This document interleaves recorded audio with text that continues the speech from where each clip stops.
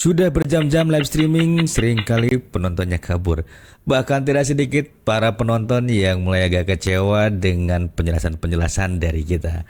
Nah, kali ini kita akan membahas bagaimana caranya membuat penonton betah ketika berada di live streaming kita. So, sebelum kita mulai, pastikan seperti biasa kalian jangan lupa nyalakan loncengnya, like, subscribe, serta jangan lupa tinggalkan jejak untuk komentar di bawah sini.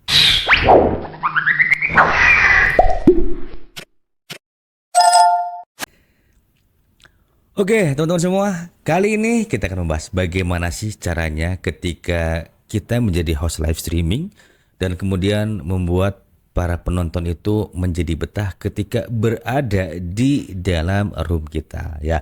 Jadi ini bisa untuk seller ataupun bahkan untuk para afiliator ya teman-teman ya, karena tidak dipungkiri juga bagi seller-seller baru, mereka banyak merintis di Shopee live streaming bahkan TikTok live streaming ya untuk mempromosikan produk-produknya. Namun seringkali ketika kita melihat banyak sekali penonton yang melakukan interaksi, tapi interaksinya seringkali itu malah jauh dari harapan ya.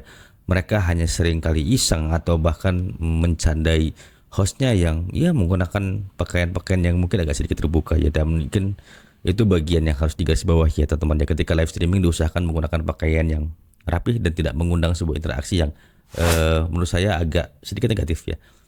Oke, tidak akan buang-buang waktu lama. Ada 3 poin yang bisa kamu terapkan ketika kamu mulai terjun di live shopping sebagai host.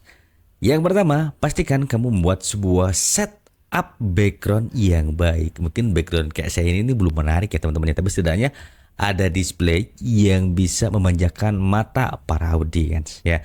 Jadi diusahakan ketika kalian nih mulai berjualan, siapkan saja display barang untuk memanjakan para penonton. Dan kemudian coba kalian presentasikan satu persatu si produknya. Ada atau tidak yang nonton, biasanya ketika si traffic dari salah satu platform itu mendorong live shopping kalian kepada para audiens, setidaknya akan ada penonton yang nyangkut ketika kita sedang menjelaskan sebuah produk.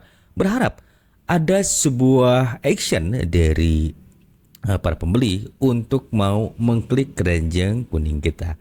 Nah, jadi setupnya dibuat semaksimal mungkin dengan baik. Kalau kalian belum punya produk, gimana nih Kang ceritanya? Kalau belum punya produk dan kalian itu afiliator, kalian bisa menggunakan barang-barang yang ada di rumah dulu. Jadi nggak perlu alasan, saya ini mau jadi afiliator elektronik, jadi saya harus banyak beli tapi belum punya modal.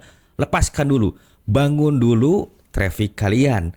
Jadi banyak sekali orang-orang yang mengeluh, saya nggak punya sampel, jadi saya cuma masukin barang aja, cuma gambar-gambar aja. Dan trust dari audiens itu akan terbangun ketika kalian mampu memperlihatkan produknya. Itu poin yang pertama ya teman-teman ya.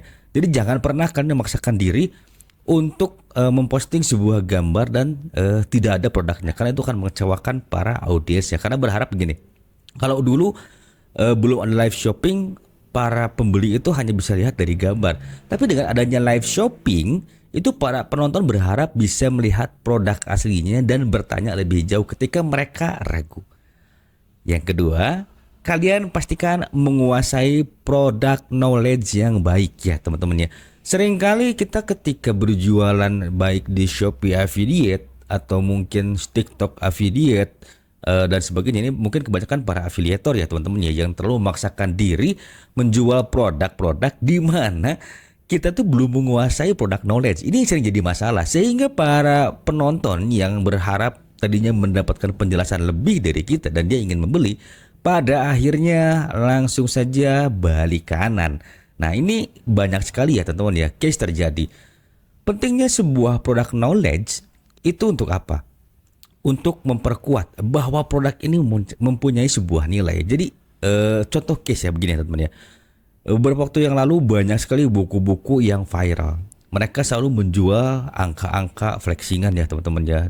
Karena buku ini ternyata saya bisa mendapatkan penjualan X juta, X miliar ya teman-teman. Padahal itu semuanya hanya konten belaka. Jika ada yang benar pun, itu kan perlu dipertanyakan ya, tahun berapa mereka turun di platform tersebut, yang kemudian mereka juga membeli buku itu sejak kapan, dan kemudian omsetnya beberapa waktu yang lalu sudah berapa, itu perlu ditelusuri. Nah, jangan sampai kalian membuat sebuah konten atau ketika live streaming itu tidak bisa menjelaskan produknya, karena itu akan menjatuhkan kredibilitas dari produk tersebut. Nah, karena kita sebagai host itu adalah merangkap sebagai seorang apa ya? Kalau saya bilang tuh negotiator ya teman-teman ya. Kita tuh harus bernegosiasi dengan baik dengan para customer, dan kemudian kita pun harus bisa membuat para pembeli itu nyaman dengan penjelasan kita ya. Jadi yang pertama tadi setup studio, yang kedua adalah product knowledge. Jika kamu bingung, sederhana aja teman-teman ya. Pastikan ada 2 handphone.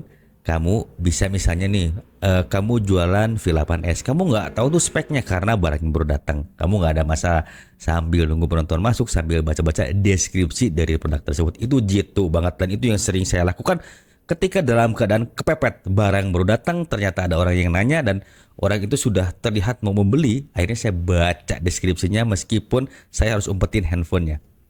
Yang ketiga, jadilah seorang advisor ketika menjadi host live streaming. Kenapa sih harus jadi advisor? Karena begini, meskipun mereka pada saat pertama kali masuk ke dalam live streaming kita tidak membeli, tapi mereka sudah mulai terbangun trustnya ketika kita bisa memberikan saran. Contohnya misalnya ketika saya berjualan soundcard DSORK MK2 dan soundcard F999, saya akan bertanya terlebih dahulu. Yang dikejar itu apakah kualitas suara atau murahnya. Kemudian yang kedua, buat konten atau buat live streaming seadanya. Itu pasti saya tanyakan. Meskipun dia nggak beli, tapi setidaknya dia sudah mendapatkan pengalaman berbelanja di sini, kemudian mendapatkan interaksi di sini, dan mendapatkan jawaban yang bisa membuka pikirannya. Nah, ketika dia misalnya bertanya kembali, Kak, saya punya budget sekian, kira-kira yang bagus yang mana? Di sini kita harus melakukan sebuah review yang jujur, dan usahakan semua produk yang ada itu harus kalian rasakan sendiri manfaatnya. Jangan sampai kalian punya produknya hanya asal laku doang. Yang begitu gak akan manjang. Jadi kita cari customer yang sekali laku atau yang repeat order ya. Jadi 3 poin ini. Yang ketiga adalah jadilah seorang advisor, karena kita ini tidak jauh beda dengan marketing lapangan ya. Bagaimana caranya membuat betah para pembeli. Kita ulangi lagi, kesimpulannya adalah untuk menjadi seorang host, pertama harus memiliki setup dari live streaming yang baik, yang enak dipandang sehingga membuat para penonton betah nongkrong di room kita. Yang kedua, kuasai product knowledge dengan baik. Yang ketiga, jadilah seorang advisor. Jika kalian sudah menemukan atau bisa menguasai 3 hal ini, saya yakin audiens kalian akan terbangun trustnya kepada kalian. Jika ada saran, pendapat, atau bahkan mau sharing, boleh tinggalkan jejak di kolom komentar.